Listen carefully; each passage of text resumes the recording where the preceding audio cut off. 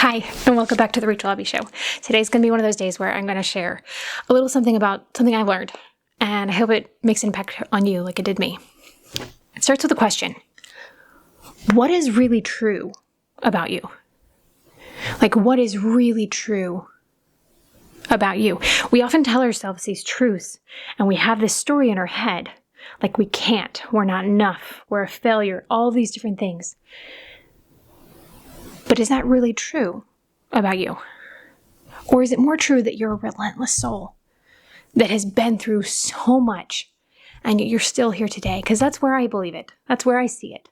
If you're here listening to me right now, think about all that you have made it through. Just sit in that for a second. Think about all of the things in your life that have happened so far that you have made it through. Where I'm sitting, if you are here listening to me now, you have made it through a lot to be here. So you are not a person who can't. You're not a person who is limited. You are a relentless soul that has made it through so much. And don't tell yourself that falsehood. Don't stop yourself. Give yourself grace. Give yourself compassion and understanding. Look, like literally, if you don't believe it, just pause listening to this. Walk, after I say this, walk into the bathroom and just stare at yourself in the mirror.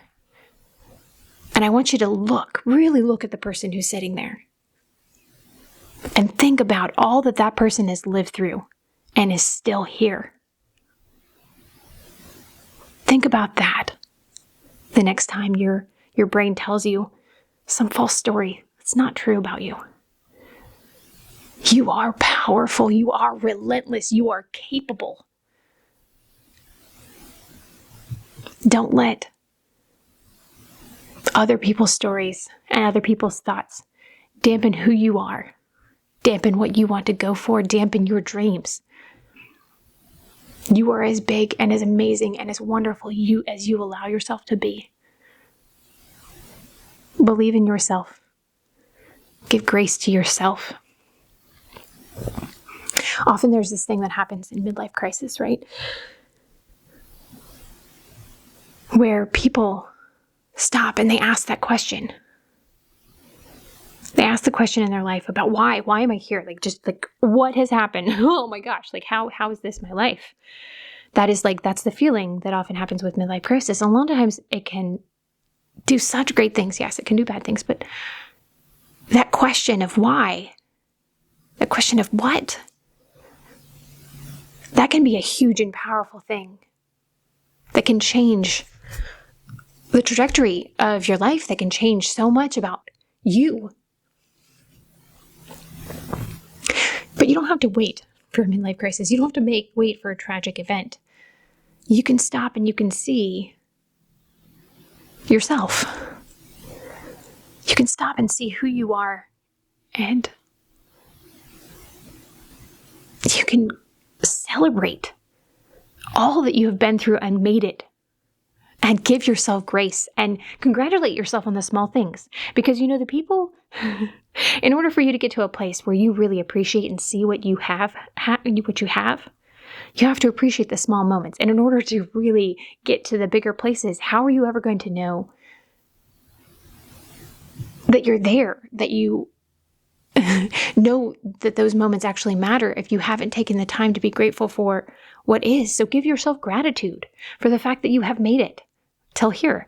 Give yourself grace and be grateful for the small moments. Be grateful for the silly things like the parking spot that you didn't expect to happen, but it was at the front, or the fact that you get to walk into the store and you have the ability to do so. So much of our life, we are given the choice to see the good and be grateful, or to see what's lacking. Anybody's capable of both, and they take the same amount of energy and time. But one of them can fuel you, inspire you, push you forward, and the other one can rob you of joy, of dreaming, of that childlike wonder. So I challenge yourself today. Go look in the mirror and celebrate who you are. Celebrate all that you have been through and the journey you have ahead. Thanks for taking the time to listen, and I hope this small snippet gave you some type of joy today.